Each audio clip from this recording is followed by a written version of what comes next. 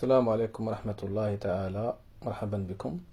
Bienvenue dans cette nouvelle lecture audio en direct, toujours avec l'ouvrage de Charles Wright Mills intitulé L'imagination sociologique, chapitre 8, le rôle de l'histoire. Chapitre 8, le rôle de l'histoire. La science sociale examine les problèmes de biographie et d'histoire et leur croisement au sein des structures sociales. Toutes trois, biographie, histoire, société, constituent les points coordonnés d'une bonne étude de l'homme. C'est au nom de ce principe que j'ai déjà contesté plusieurs écoles de sociologie actuelles, dont les tenants ont renié cette tradition classique. Il est impossible de poser convenablement les problèmes de notre temps, et notamment celui de la nature de l'homme, si l'on perd de vue que l'histoire est la nerf de la science sociale, et si l'on refuse d'honorer le principe selon lequel il faut perfectionner une psychologie de l'homme qui soit fondée sur la sociologie et en accord avec l'histoire.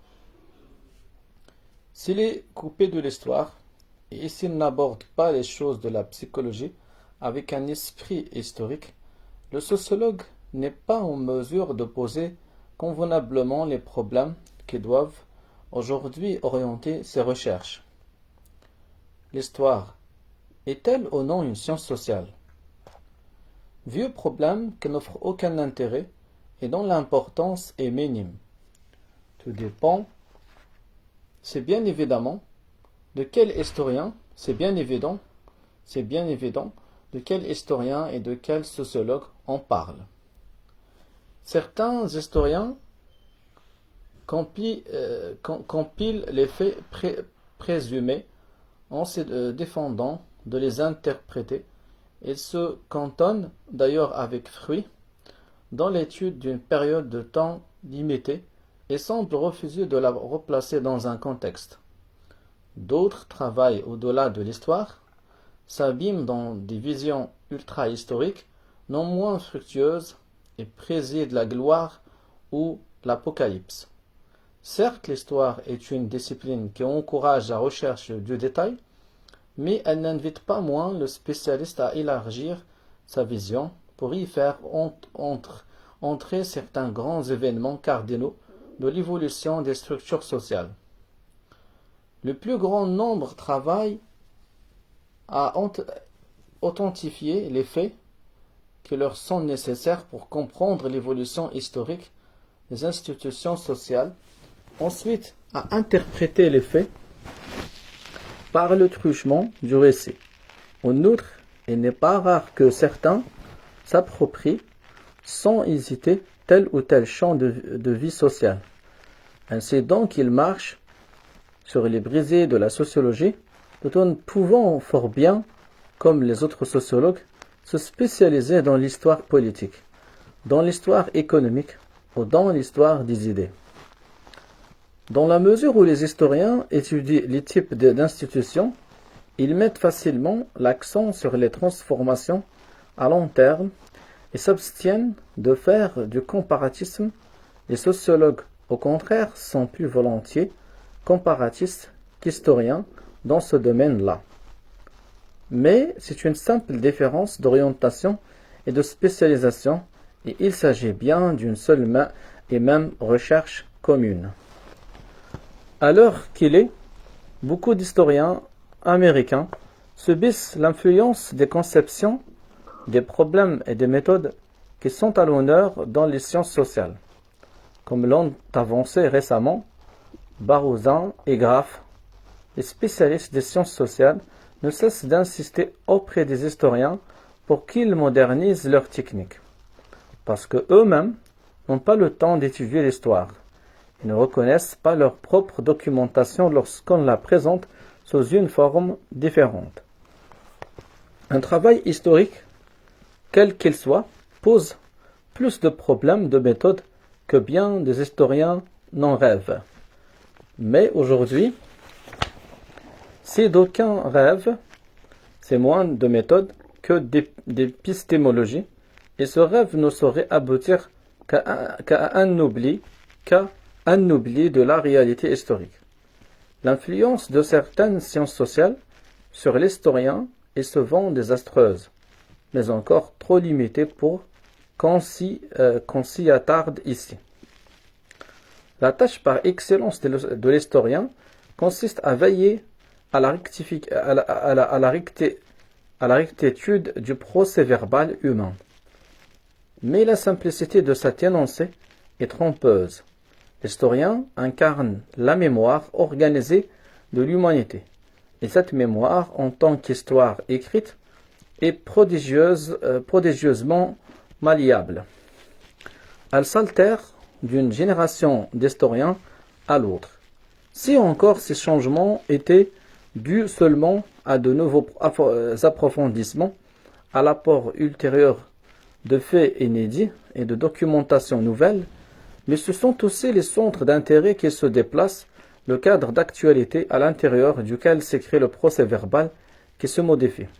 Ce sont là les critères qui permettent d'opérer une sélection parmi les innombrables faits dont dispose l'historien et en même temps leurs interprétations majeures. L'historien est forcé d'opérer une sélection bien qu'il essaie de la désavouer en observant une grande discrétion et une grande prudence d'interprétation.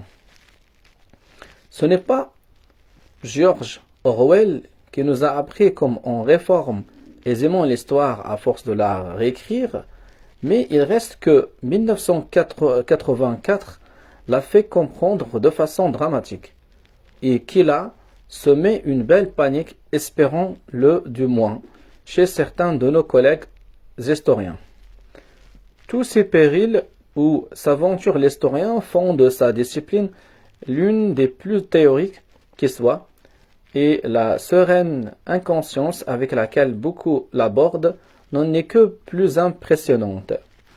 Impressionnante, certes, mais inquiétante aussi. Il y a eu des temps, j'imagine, où les perspectives étaient rigides et monolithiques, et où les historiens pouvaient ignorer les thèmes admis. Telle n'est pas notre époque. Si les historiens n'ont pas de théorie, ils peuvent fournir des matériaux pour écrire l'histoire, mais ils ne peuvent l'écrire de leurs propres mains. Ils peuvent alimenter le procès verbal, mais ils ne sauraient veiller à sa rectitude. Cette tâche réclame qu'on s'attache explicitement à quelque chose de bien plus fondamental que des faits. On peut considérer les travaux des historiens comme un immense dossier indispensable à toute science sociale. Je crois que c'est une opinion à la fois exacte et fructueuse. On voit aussi dans l'histoire une discipline qui coifferait toute la science sociale. C'est l'opinion de quelques humanistes fourvoyés. Je ne défendrai aucune de ces deux idées, mais la suivante, qui est fort simple. Toutes les sciences sociales, au mieux toutes celles qui sont bien pensées, réclament un champ conceptuel historique et l'ample utilisation de la documentation historique. Examinons tout de suite une objection courante. Les sociologues, dit-on, ne devraient pas utiliser cette documentation. Elle est trop imprécise, trop mal connue pour concurrencer les autres documentations disponibles aujourd'hui. Plus exacte et mieux assise. C'est mettre le doigt sur un irritant problème de recherche sociologique, mais l'objection ne fait mouche qu'à condition de limiter le champ d'information. Or, je l'ai déjà dit, ce sont les exigences du problème et non pas les restrictions d'une méthode intransigeante qui retiennent et doivent retenir l'attention principale du sociologue classique. En outre, l'objection ne vaut que pour certains problèmes, et on peut la retourner. Il arrive souvent, lorsqu'un problème se pose, qu'on ne puisse obtenir d'informations suffisantes que sur le passé. Quand il s'agit de mesurer la certitude des informations qui concernent le passé, et de celles qui concernent le présent, il faut bien tenir compte de certaines données contemporaines. Secrets officiels et privés, extension des relations publiques. En somme, l'objection n'est qu'un aspect de l'inhibition méthodologique et souvent aussi un aspect de l'agnosticisme professé par la passivité politique. Et voici un problème plus important et d'ailleurs fort discuté. Les sciences sociales seraient elles-mêmes des disciplines historiques. Pour remplir leurs tâches, ou même les énoncer convenablement, les sociologues devraient nécessairement utiliser la documentation historique. À moins d'opposer en principe la nature ultra-historique de l'histoire, ou la nature de l'homme en société comme entité non historique, il n'est pas de science sociale dont on puisse dire qu'elle transcende l'histoire. Toute sociologie qui se respecte est historique, ou selon l'excellente formule de Paul Sweezy, une tentative d'écriture du présent comme histoire. Plusieurs raisons expliquent cette relation intime entre l'histoire et la sociologie. A. Ne serait-ce que pour formuler ce qui va être expliqué. Nous n'avons pas trop de toute la documentation que seule nous fournira la connaissance historique des différentes formes de société. C'est une question donnée, soit les rapports entre les formes de nationalisme et les types de militarisme, reçoit des réponses différentes selon les lieux et les époques. C'est souvent que la question a besoin d'être posée en d'autres termes. C'est la diversité du document historique qui nous permet de poser comme il faut la question sociologique. Quant à la réponse, elle l'influence beaucoup moins. Les réponses et les explications fournies sont souvent, pour ne pas dire toujours, de forme comparative. Les comparaisons permettent de comprendre les conditions fondamentales de la moindre enquête. Criminalité, famille, communauté, paysanne, ferme, collective. Il faut tout observer dans des contextes très variés au risque de nous condamner à une plate description. Pour y échapper, il faut étudier le champ des structures sociales dont on dispose, celles du passé comme celles du présent. Si l'on fait abstraction de ce champ, qui n'englobe pas la totalité des cas existants, nos énoncés n'auront aucune rigueur empirique. S'il existe des régularités ou des relations communes à plusieurs traits d'une société, on les distingue mal. En un mot, les types historiques jouent un très grand rôle dans notre étude, et nos explications ne peuvent s'en passer non plus. Bannir de nos recherches cette documentation, les antécédents de l'homme, ses actes et son devenir, reviendrait à étudier le phénomène de la naissance en omettant celui de la maternité. Si on se borne à étudier une seule nation dans une seule société contemporaine, généralement une société occidentale, il ne faut pas mettre le doigt sur des différences fondamentales entre les types humains et entre les institutions sociales. Vérité générale qui signifie pour le travail sociologique une chose bien précise. Si l'on opère une coupe synchronique dans une société donnée, les dénominateurs communs de croyances, de valeurs, d'institutions risquent d'être si nombreux qu'en dépit de toute la précision et de toute la minutie de notre étude, nous serons incapables de dégager des différences notables parmi les gens et les institutions à ce moment-là et dans cette société-là. De fait, les études synchroniques étroitement localisées se posent ou impliquent souvent une homogénéité qui, si elle est réelle, doit nécessairement faire problème. Il n'est pas question de la réduire, comme le font trop souvent les chercheurs à une simple question d'échantillonnage. Et elle ne saurait faire problème si l'on reste dans les limites de l'unité de temps et de l'unité de lieu. Les sociétés n'ont pas toutes la même amplitude de variation phénoménale interne, ni d'une façon plus générale le même degré d'homogénéité sociale. Comme l'a remarqué Maurice Ginsberg, si des variations individuelles suffisantes se manifestent au sein d'une société dont nous étudions un aspect, ou bien au cours d'une même période de temps, il est possible d'établir des rapports réels sans nous aventurer hors de la dite société ou de la dite période. C'est souvent vrai, mais d'ordinaire, on ne peut pas l'affirmer à coup sûr pour savoir si c'est vrai ou non. Il faut souvent bâtir notre étude sur une comparaison entre structures sociales. Or, si on veut le faire correctement, il faut puiser dans les richesses de l'histoire. On ne saurait poser convenablement le problème de l'homogénéité sociale, que ce soit dans la société de masse moderne ou bien dans la société traditionnelle, et à fortiori le résoudre si nous procédons à une sociologie historique comparée.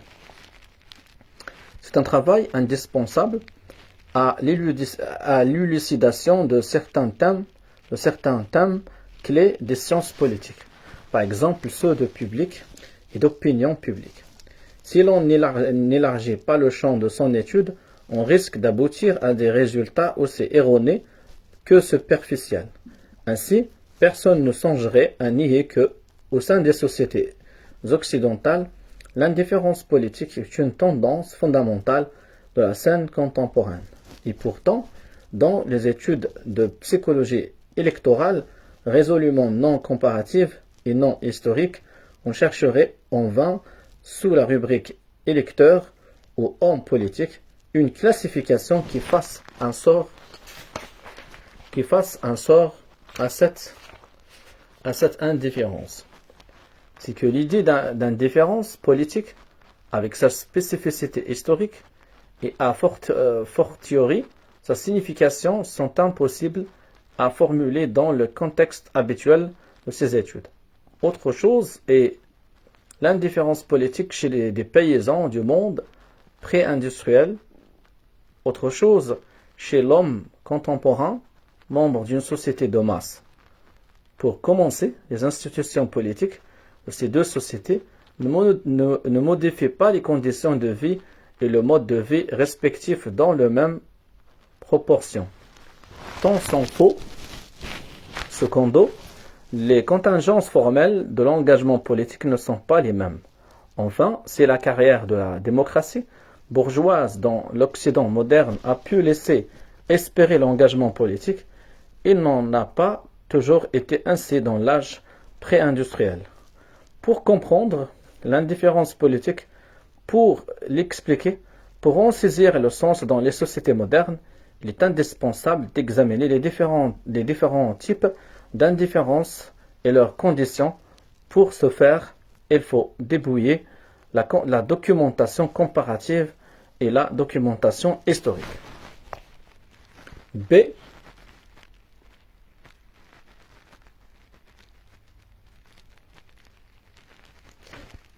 Les études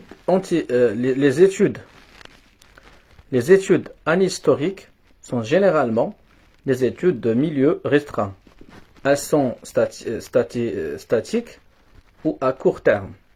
Il faut s'y attendre car nous n'apercevons les structures à grand point que lorsqu'elles évoluent et nous n'apercevons ces évolutions que si nous embrassons une durée historique convenable. Pour comprendre comment les milieux restreints et les structures à grand point réagissent les uns sur les autres, et pour entrevoir les causes de grande envergure qui sont à l'œuvre dans ces milieux restreints, il nous faut travailler sur des documents historiques. Pour voir la structure, dans tous les sens de ce mot crucial, et pour formuler justement les enjeux et les épreuves des milieux restreints, il nous faut admettre que les sciences sociales sont des disciplines historiques et agir en conséquence. Ce n'est pas assez que de présenter les choses comme cela. Aucune société n'est compréhensible, même statiquement, sans l'apport des matériaux historiques. L'image d'une société est une image douée de spécificité historique. Ce que Marx appelle Le principe de spécificité historique désigne d'abord un repère.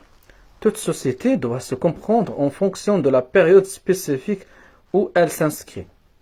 De quelque manière qu'on définisse la période, les institutions, les idéologies, les types d'hommes et les types de femmes qui prédominent dans une période donnée constituent une sorte de signature.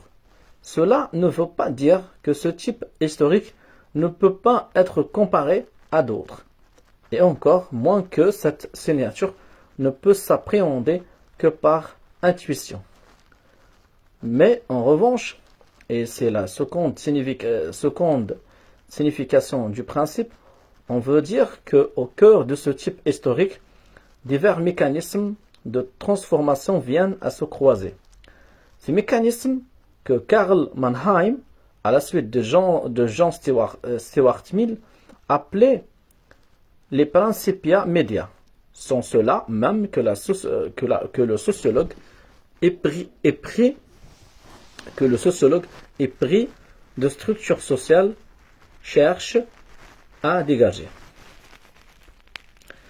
Les premiers théoriciens de la sociologie avaient essayé de formuler des lois sociologiques immuables, des lois qui rendissent compte de toutes les sociétés, comme les abstractions de la physique avaient abouti à des lois qui, par des voies souterraines, coupaient court à la richesse qualitative de la nature. Il n'est pas de loi de sociologie qui soit ultra-historique, qui ne doivent se comprendre comme l'expression d'une structure spécifique ayant des coordonnées temporelles. Les autres lois se révèlent être les abstractions creuses ou de confuses tautologies. Il n'y a d'autres lois sociologiques ou même de régularité sociologique que les principia media que nous sommes amenés à découvrir ou, si l'on veut, à construire pour une structure sociale située dans une période historique spécifique. Nous ne connaissons aucun principe universel de transformation historique. Les mécanismes évolutifs que nous connaissons varient avec la structure sociale examinée, car la transformation historique est transformation des structures sociales et transformation des rapports qui unissent leurs éléments. Autant de structures sociales, autant de principes de transformation historique. C. L'économiste, le politiste ou le sociologue ont tentant fait de comprendre le caractère indispensable de l'histoire. S'ils laissent un instant leur grande nation industrielle pour examiner les institutions d'une structure sociale, toutes différentes, au Moyen-Orient, en Asie, en Afrique, jusque-là, ils faisaient entrer l'histoire en fraude dans l'analyse de leur pays. Le savoir historique est déjà présent dans les conceptions avec lesquelles ils travaillent. Quand ils élargissent leur champ de vision, quand ils comparent, ils s'aperçoivent que l'historique est le tissu même de ce qu'ils cherchent à comprendre et non pas un arrière-plan général. À l'heure actuelle, les problèmes occidentaux sont du même coup des problèmes mondiaux. C'est peut-être un grand trait de notre époque que pour la première fois, les univers sociaux s'y influencent les uns les autres profondément et rapidement, et cela sans conteste possible. L'analyse de notre période doit procéder à l'examen comparé de ces univers et de leurs réactions réciproques. N'est-ce pas pour cela que les chasses gardées de l'anthropologue d'hier sont devenues des pays sous-développés, que l'économiste, au même titre que les politistes et les sociologues classent parmi leurs objets d'étude? Le meilleur de la sociologie actuelle, ce sont les recherches à l'échelle des grandes régions du monde. Comparatisme et histoire sont intimement liés. Les plates comparaisons atemporelles ne suffisent pas à vous faire comprendre l'économie politique des pays sous-développés, des pays communistes et des pays capitalistes dans leur état actuel. Il faut élargir la perspective temporelle de notre analyse. Pour comprendre les faits comparés qui sont aujourd'hui sous nos yeux, vous devez tout savoir sur les progrès et les retards du développement, les vitesses, les directions, leurs étapes et leurs causes historiques. Vous devez découvrir pourquoi les colonies fondées par les Occidentaux en Amérique du Nord au XVIe siècle et XVIIe siècle sont finalement devenues de grandes sociétés capitalistes industrielles, alors que les colonies de l'Inde, de l'Amérique latine et de l'Afrique sont restées misérables, paysannes et sous-développées jusqu'au cœur du XXe siècle. Ainsi, donc, l'historique conduit au comparatisme. Il ne faut pas compter comprendre ou expliquer les grands moments d'une nation occidentale moderne ou sa forme actuelle si l'on envisage uniquement l'histoire nationale. Je ne veux pas dire simplement qu'au cours de l'histoire, elle a été mêlée au développement d'autres sociétés. J'entends que l'esprit ne peut même pas formuler les problèmes socio-historiques de cette structure sociale particulière sans l'opposer et sans les comparer à d'autres. D. Même si nous ne faisons pas de la sociologie comparée, même si nous nous limitons à une parcelle de la structure sociale d'une nation, nous avons besoin de documents historiques. C'est seulement auprès d'une abstraction qui violera sans raison la réalité sociale que nous tenterons une coupe instantanée dans le vif du réel. Il n'est pas interdit de faire des ponctions statiques ou même des tableaux, mais il n'est pas question de conclure ces travaux avec ce genre de construction. Sachant que ce que nous étudions est sujet à transformation, au niveau de la description la plus simple, il faut se demander quelles sont les grandes lignes de force. Pour répondre à cette question, il faut au moins énoncer une proportion de forme, point de départ, point d'arrivée. L'énoncé des lignes de force peut être formulé à court terme ou à l'échelle historique, tout dépend de ce qu'on veut faire. Mais d'une façon générale, les travaux d'ampleur réclament des lignes de force de très longue amplitude. Les lignes de force à longue amplitude sont précieuses pour combattre le provincialisme historique qui pose le présent comme une sorte de création spontanée. Si l'on veut comprendre les transformations d'une structure sociale contemporaine, il faut essayer de dégager les développements à long terme et poser la question: par quelle mécanique des lignes de force sont-elles advenues, elles à qui la structure de la société doit de se transformer? C'est dans ces questions-là que l'importance des lignes de force devient cruciale, car il s'agit alors de la transition historique entre une époque et une autre époque et de ce qu'on peut appeler une structure d'époque. Le sociologue veut comprendre la nature de l'époque présente, dessiner sa structure et dégager ses grandes forces agissantes. Chaque époque, pour peu qu'elle soit, définie convenablement, constitue un champ d'étude intelligible, qui laisse voir sa mécanique historiogénétique propre. Ainsi, le rôle des élites du pouvoir dans l'historiogenèse varie selon le degré de centralisation atteint par les instruments de décision institutionnelle. Les notions de structure et de dynamique de la période moderne et les caractéristiques uniques et essentielles qui lui sont propres sont fondamentales pour les sciences sociales et trop souvent ignorées. Les politiques étudient l'État moderne, les économistes le capitalisme moderne, les sociologues, notamment dans la dialectique qu'ils engagent avec le marxisme, posent même problème en fonction des caractéristiques des temps modernes. Et les anthropologues adaptent leur intelligence du monde moderne à l'examen des peuples sans écriture. Les grands problèmes classiques de la science sociale moderne, ceux des sciences politiques et économiques, autant que ceux de la sociologie, sont consacrés à une interprétation historique tout à fait précise. L'interprétation de l'essor des éléments et de la forme qui ont marqué les sociétés industrielles urbaines de l'Occident moderne, notamment par opposition avec l'époque féodale. Les grands concepts de la science sociale ont presque toujours trait à la transition historique entre la communauté rurale des temps féodaux et la société urbaine des temps modernes.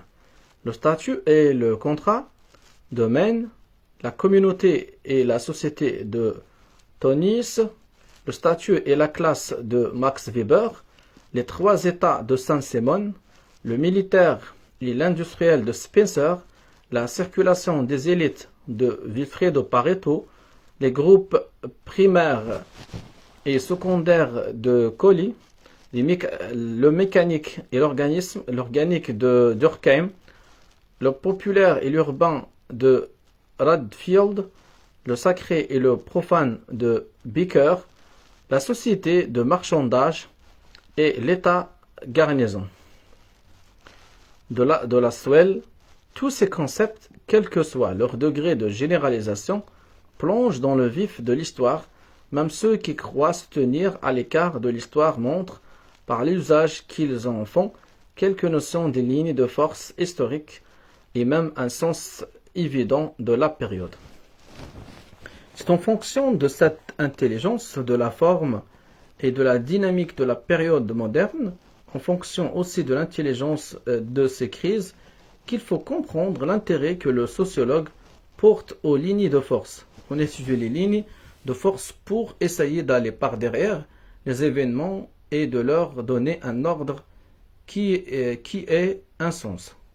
Dans ces recherches, on vise toujours la ligne de force à quelques longueurs d'avance et surtout on s'efforce d'apercevoir en même temps toutes les lignes de force en tant qu'éléments mobiles de la structure totale de la période.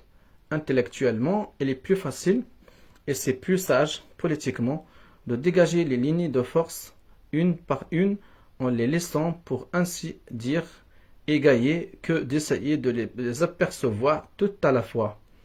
Aux yeux de l'empirisme littéraire qui écrit de petits essais bien équilibrés sur un point particulier, puis un autre, toute vue d'ensemble, apparaît comme une exagération extrémiste. Les vues d'ensemble ne sont évidemment pas sans danger. Tout d'abord, ce que l'un voit comme une totalité, l'autre le voit comme un fragment, et parfois par manque de vue générale, les arbres finissent par cacher la forêt. La tentative peut évidemment être entachée de parti pris, mais pas davantage que le choix du pur détail analysable sans idée de totalité, car ce choix est nécessairement arbitraire. Dans les travaux historiques, on risque aussi de confondre prédiction et description. Mais il ne faut pas non plus les distinguer catégoriquement, et ce ne sont pas les seules façons d'envisager les lignes de force. On peut aborder les lignes de force en tenant de répondre à la question « Où allons-nous » Et c'est souvent ce qu'essaient de faire les sociologues. Ce faisant, nous essayons d'étudier l'histoire plutôt que de nous y réfugier, de dégager les lignes de force contemporaines sans faire du journalisme, de supputer la trajectoire de ces lignes de force sans tomber dans la prophétie.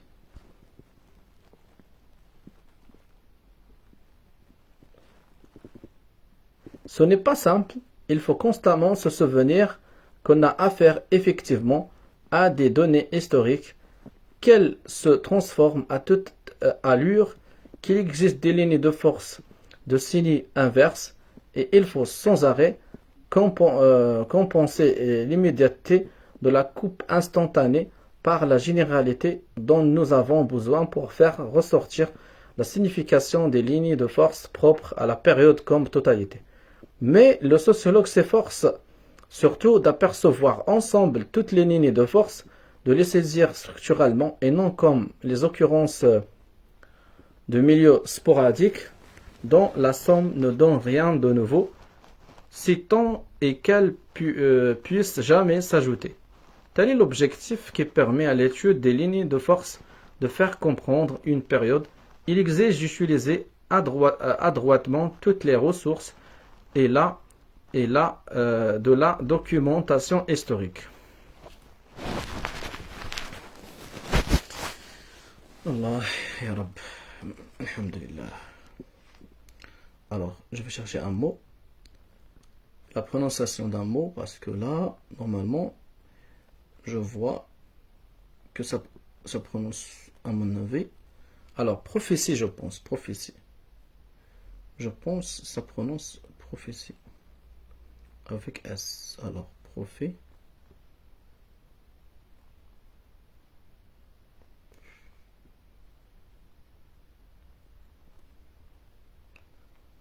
Prophétie.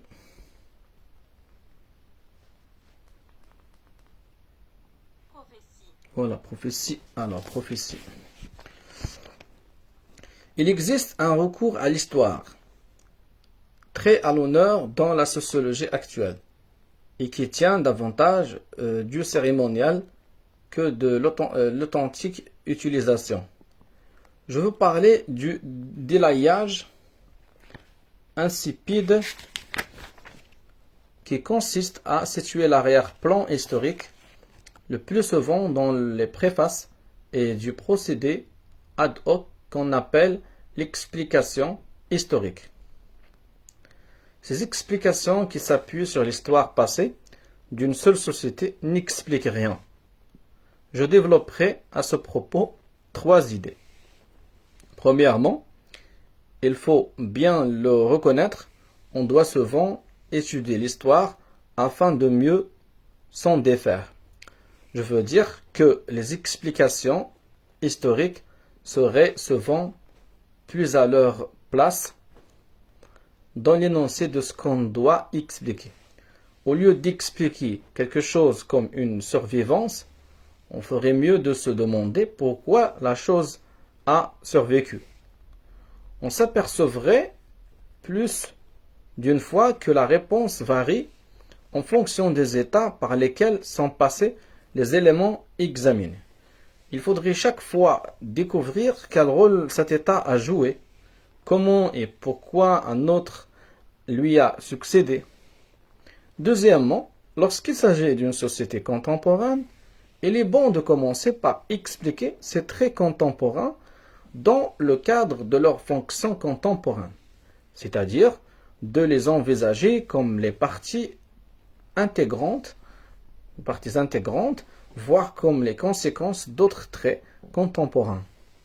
Ne serait-ce que pour les circonscrire, les délimiter clairement et isoler leurs composantes. Il est mieux de prendre appui sur une plateforme temporelle relativement exiguë, mais toutefois nécessairement historique.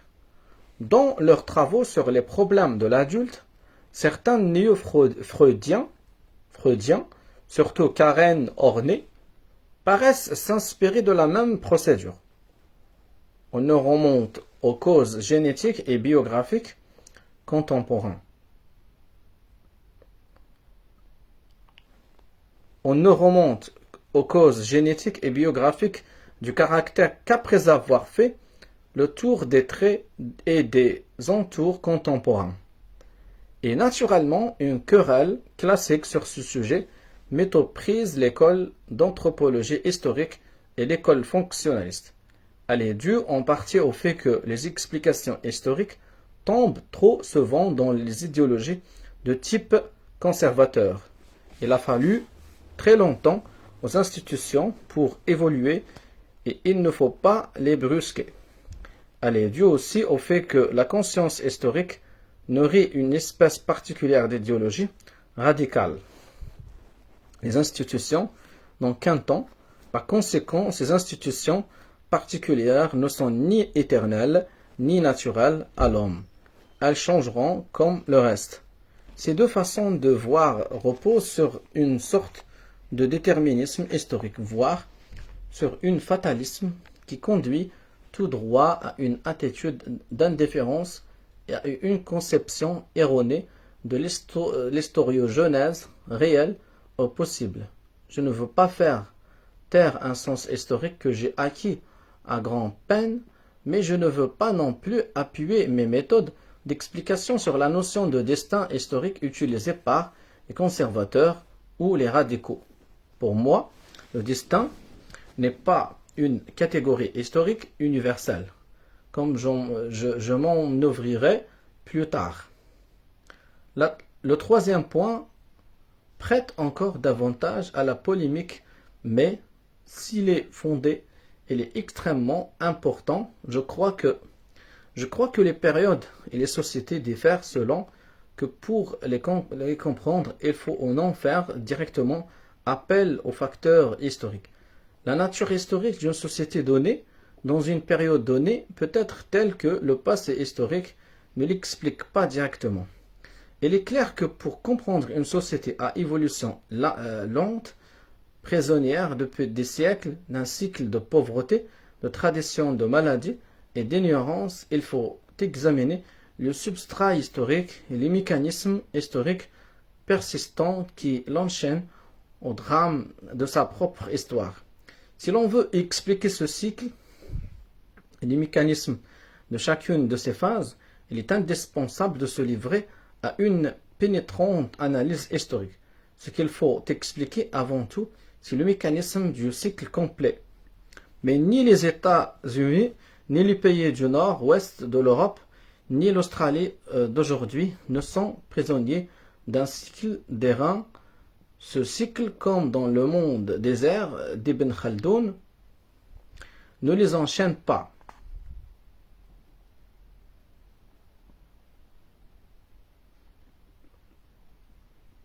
Chaque fois qu'on a essayé de les comprendre par le cycle, on a couru à l'échec et on est tombé dans l'absurdité ultra-historique.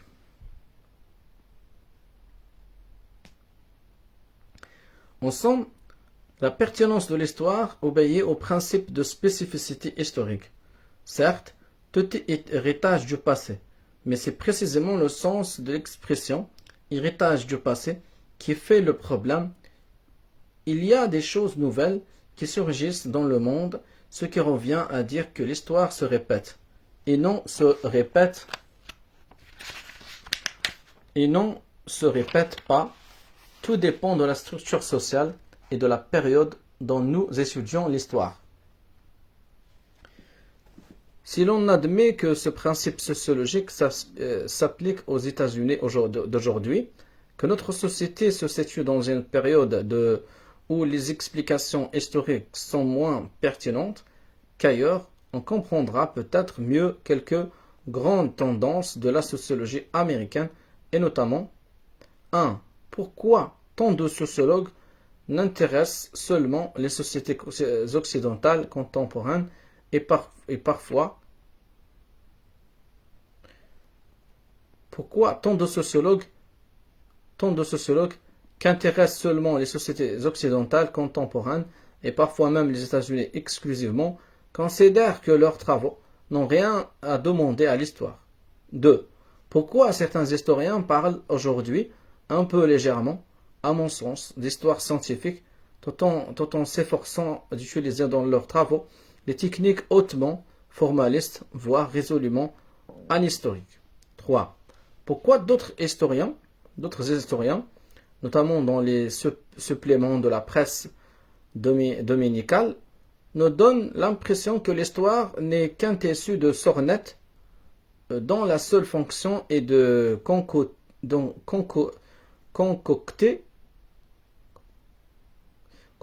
des mythes sur le passé au profit des idéologies du moment, libérales aussi bien que conservatrices.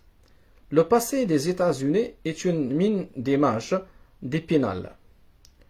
Et si j'ai raison d'affirmer le manque de pertinence aujourd'hui d'une grande partie de l'histoire, voilà qui facilite considérablement l'exploitation idéologique. La pertinence du travail historique auprès des tâches et des espoirs de la science sociale n'est pas tout entière dans les explications historiques de ce seul type de structure sociale qui est le modèle américain. En outre, la pertinence relative de l'explication historique est elle-même une idée proprement historique qu'il faut contrôler et contester sur le terrain même de l'histoire. Et même pour cette société-ci, la pertinence de l'histoire peut à l'occasion être poussée trop loin. C'est seulement le comparatisme qui peut nous persuader de l'absence de certaines étapes historiques dans une société, absence sans laquelle on ne peut pas comprendre sa forme actuelle.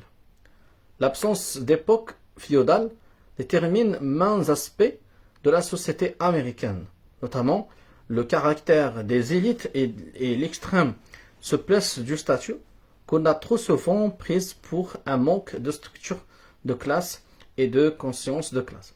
Les sociologues ne manquent pas d'essayer d'esquiver l'histoire par le raideur exagérée du concept et de la technique.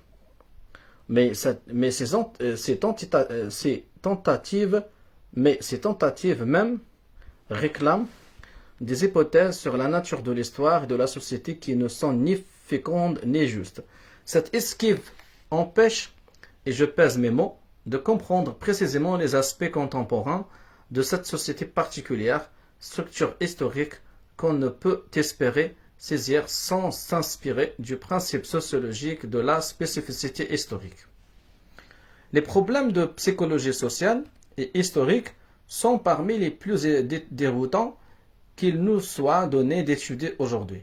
C'est dans cette étonnante croisée des chemins que les grandes traditions intellectuelles de notre temps, et tout particulièrement celles de la civilisation occidentale, viennent se rejoindre et se confondre. C'est ici que de la nature humaine, image générique de l'homme, héritier du siècle des Lumières, est mise en question aujourd'hui par l'extension des gouvernements totalitaires, par le relativisme ethnographique, par la découverte des grandes réserves d'irrationalité de l'être humain et par la rapidité des transformations historiques que peuvent subir hommes et femmes.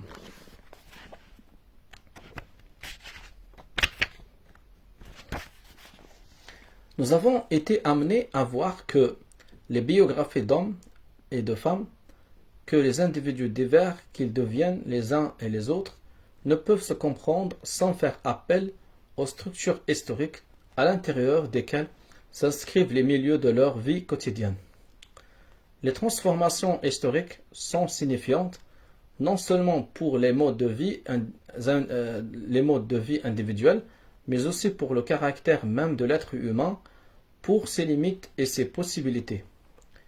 Unité historiogénétique, l'État-nation dynamique est également l'unité au sein de laquelle hommes et femmes sont formés, choisis, émancipés, vous voulez, l'unité anthropogénétique. C'est pourquoi les luttes entre nations et entre blocs de nations sont aussi les luttes dont sortiront les types d'hommes qui finiront par prédominer au Moyen-Orient, en Inde, en Chine, aux États-Unis. C'est pourquoi culture et politique sont aujourd'hui si intimement liées, et c'est pourquoi on a tant besoin de l'imagination sociologique et pourquoi on l'appelle. Car on ne peut comprendre l'homme comme créature biologique isolée, comme paquet de réflexes et batterie d'instincts, comme champ intelligible, comme système en soi et de soi, sans préjudice du reste. L'homme est un agent historique et social qui ne peut se comprendre que sur le mode d'une relation étroite et complexe avec les structures socio-historiques. La question des rapports entre la psychologie et les sciences sociales a évidemment fait couler beaucoup d'encre. Il s'agit essentiellement de tentatives formelles destinées à intégrer de multiples idées sur l'individu et sur le groupe. Nul doute qu'elles servent toujours à quelque chose. Heureusement, elles n'ont rien à faire avec notre tentative qui consiste ici à délimiter le champ des sciences humaines de quelque manière que les psychologues délimitent leur champ d'activité, l'économiste, le sociologue, le politiste, l'anthropologue et l'historien, en étudiant la société humaine, émettent de leur côté des hypothèses sur la nature humaine. Ces hypothèses tombent actuellement dans le domaine de cette discipline marginale qu'on appelle la psychologie sociale. C'est un domaine qui suscite l'intérêt.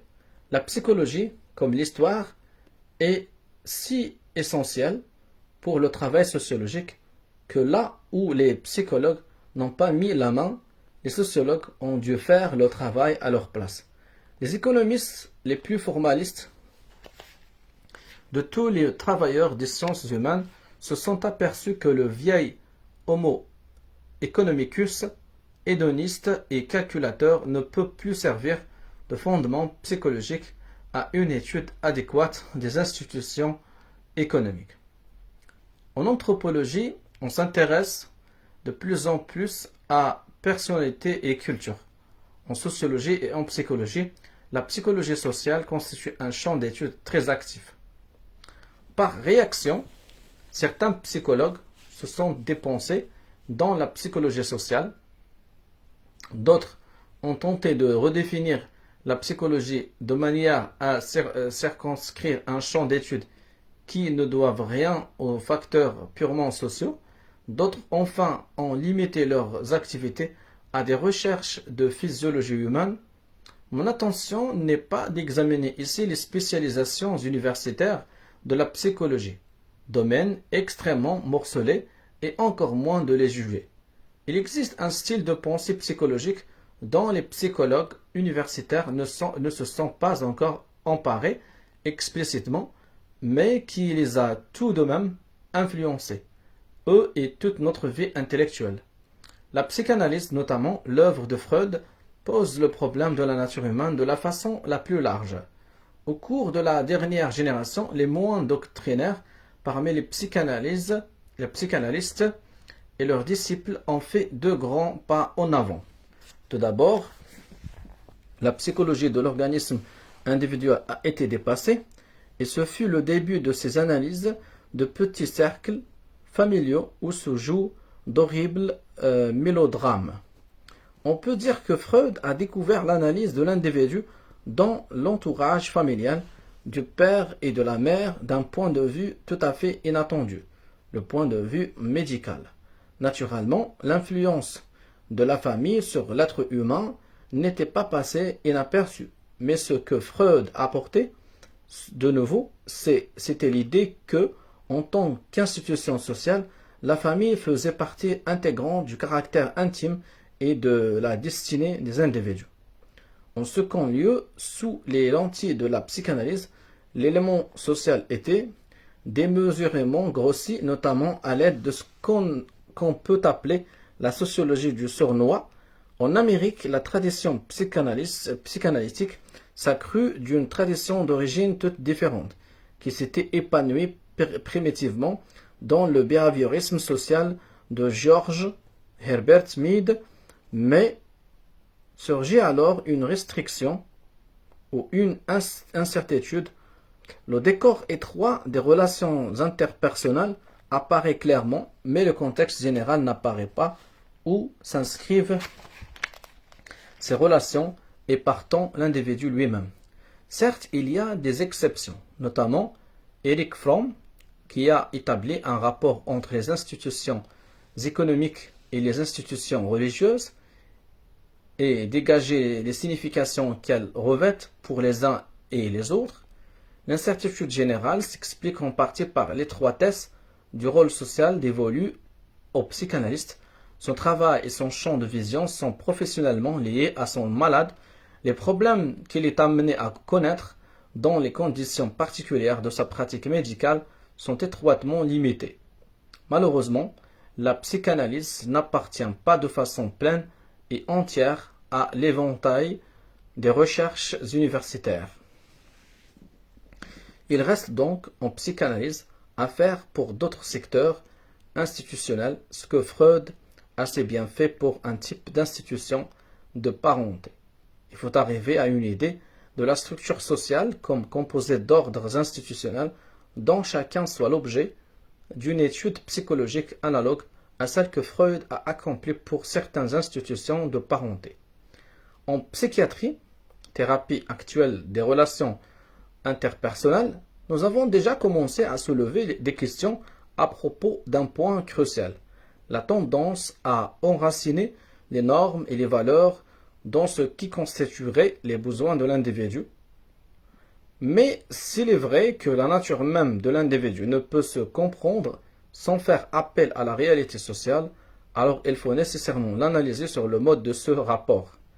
Pareille analyse consiste non seulement à localiser l'individu, entité biographique, au sein des divers milieux interpersonnels, mais également à localiser ces mêmes milieux au sein des structures sociales qu'ils constituent. En partant des nouvelles directions de la psychanalyse et de la psychologie sociale dans son ensemble, il est désormais possible d'énoncer rapidement les centres d'intérêt psychologique des sciences sociales. Je ferai ici un inventaire très succinct des propositions que je tiens pour les intuitions les plus fécondes, ou du moins pour les hypothèses raisonnables que peut formuler le sociologue praticien.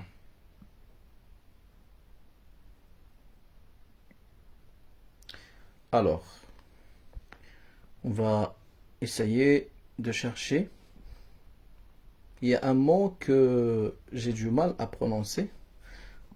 Alors, succinct, voilà. Ça se prononce succinct. Succinct. Alors, succinct. Succinct.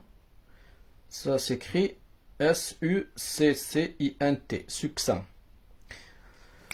L'existence individuelle ne peut se comprendre sans faire appel aux institutions au milieu desquelles la biographie est vécue. Cette biographie enregistre en effet tout ce qui concerne les rôles, adoption, abandon, modification et très intimement passage d'un rôle à l'autre.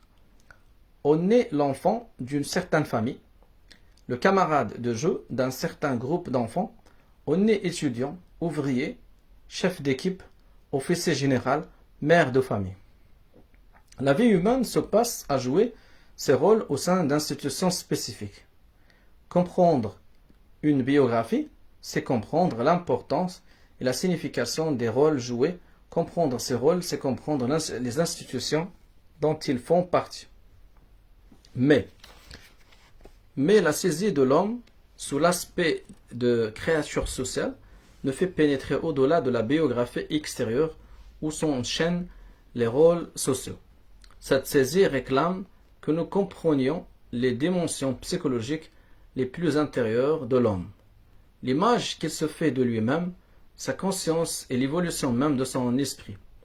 La plus grande découverte de la psychologie et de la sociologie moderne a consisté à s'apercevoir que les dimensions intérieures de la personne sont en grande partie modelées et même inculquées par la société. Au niveau du système nerveux et du système glandulaire, les émotions comme la haine, l'amour, la peur et la colère, quelle que soit leur forme, n'existent qu'en relation étroite avec la biographie sociale et le contexte social où elles sont vécues et exprimées. Au niveau de la psychologie, des organes, des sens, nos perceptions du monde physique, les couleurs que nous distinguons, les odeurs et les bruits que nous percevons, sont modelés et délimités par la société. Les motivations humaines et même la conscience plus ou moins nette qu'en ont les divers types d'hommes sont toutes fonction des habitudes lexicales qui prédominent dans une société et des transformations, des confusions qu'elles subissent.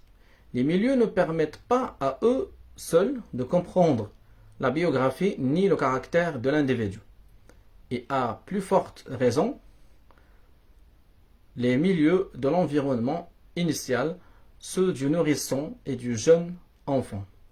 Il faut saisir les réactions entre ces décors intimes de la vie et le cadre structural qui les enveloppe, tenir compte des transformations de ce cadre et des effets qui s'ensuivent pour les milieux. Une fois que nous voyons comment les structures sociales et les transformations structurelles influencent les scènes et les expériences de la vie intime, nous sommes à même de comprendre les causes des conduites et des sentiments individuels qu'ignorent dans leur propre milieu ceux-là même qui les tiennent.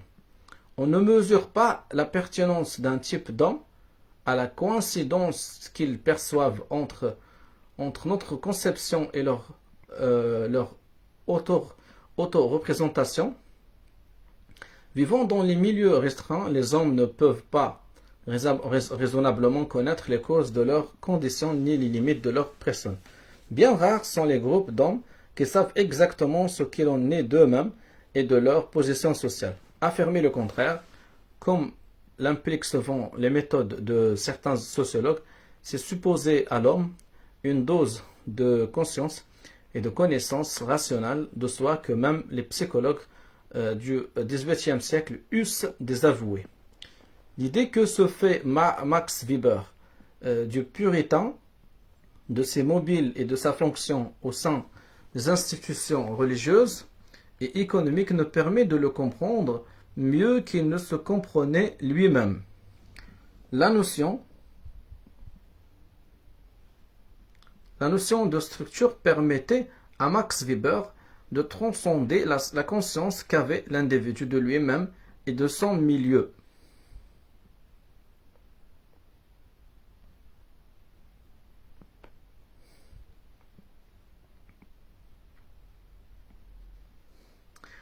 La pertinence de l'expérience initiale, le coefficient infantile dans la psychologie de l'adulte varient eux-mêmes en fonction du type d'enfance et du type de biographie sociale qui prédomine dans les diverses sociétés. On voit par exemple aujourd'hui que le rôle du père dans la genèse de la personnalité doit se formuler dans les limites de certains types de familles et en fonction de la place qu'occupent les familles dans la structure sociale dont elles font partie. On ne bâtit pas l'idée de structure sociale sur des idées ou des faits concernant une série d'individus particuliers et leur réaction au milieu. Quand on essaie d'expliquer les occurrences socio-historiques au nom des théories psychologiques sur l'individu, on sous-entend souvent que la société n'est qu'une vaste poussière dont il suffit de connaître les atomes pour connaître l'ensemble, grâce à une simple addition. Cette hypothèse n'est pas féconde. Et de fait, on ne peut recueillir aucune donnée élémentaire sur l'individu si on étudie en lui la psychologie de la créature sociale isolée. L'économiste ne peut poser l'existence d'un homo economicus que dans un modèle abstrait, et bien entendu ce modèle est loin d'être inutile. Le psychiatre de la vie familiale, ce qui pratiquement tout psychiatre, ne peut pas davantage poser l'existence d'un homo oedipodionus, de même que désormais les relations structurales entre rôle politique et rôle économique sont souvent décisives pour la compréhension des conduites économiques individuelles. Décisifs sont aussi les bouleversements intervenus depuis le règne du père victorien dans la distribution des rôles de la famille et dans la place prise par l'institution au sein des sociétés modernes. Le principe de spécificité historique n'est pas moins valable pour la psychologie que pour les sciences sociales. Il n'est pas jusqu'aux éléments intimes de la vie intérieure qui ne gagnent à être formulés dans des contextes historiques spécifiques. Pour s'en convaincre, il suffit de parcourir un moment l'infinie diversité d'hommes et de femmes qu'offre l'histoire humaine. Psychologues comme sociologues ont tout intérêt à réfléchir à deux fois avant de conclure la moindre phrase sur l'homme. L'humaine diversité est telle qu'aucune psychologie élémentaire, aucune théorie des instincts, aucun principe sur la nature humaine connu de nous ne permet d'en rendre compte. Tout ce qu'on peut dire sur l'homme, en dehors de ce qui tient à la réalité socio-historique de la vie humaine, a trait uniquement à l'immense domaine biologique de l'espèce et à ses virtualités. Or, le premier comme les secondes nous offrent tout un éventail de types humains. L'expliquer par la vertu d'une théorie de la nature humaine fondamentale, c'est enfermer l'histoire humaine elle-même dans une aride petite cage de concepts sur la nature humaine, élaborés le plus souvent à partir de divagations méticuleuses sur des problèmes de souris blanche. Barzan et Graff font observer que le titre du livre du docteur Kinsey, Le comportement sexuel de l'homme, cache un postulat erroné. Ce n'est pas un livre sur l'homme, mais sur des Américains du milieu du XXe siècle. L'idée même de nature humaine est une hypothèse de sociologie, et dire quel consiste le sujet de ces exposés, c'est pour poser la question fondamentale: il n'existe peut-être qu'une culture humaine, et rien n'est moins immuable. L'idée d'une nature humaine comme à l'homme en tant que tel viole le principe de spécificité sociale et historique que réclame un bon travail de sciences humaines. C'est à tout le moins une abstraction dont les chercheurs n'ont pas acquis les droits. Il faudrait se souvenir à l'occasion que nous ne savons pas grand-chose sur l'homme et que tout notre savoir ne dissipe pas les mystères qui enveloppent la diversité qu'il manifeste dans son histoire et dans sa biographie. Parfois nous vient l'envie d'aller plonger dans ces mystères, de sentir que nous y participons, et peut-être le faut-il, mais en Occident, que nous sommes. Nous étudions aussi l'humaine diversité, ce qui revient à écarter les voiles du mystère qui la dérobe à nos yeux. Ce faisant, n'oublions pas l'objet de notre étude, sachant que nous savons peu de choses sur l'homme, sur l'histoire, sur la biographie et sur les sociétés dont nous sommes tout ensemble les créatures et les créateurs. Voilà. J'ai terminé la lecture du chapitre 8.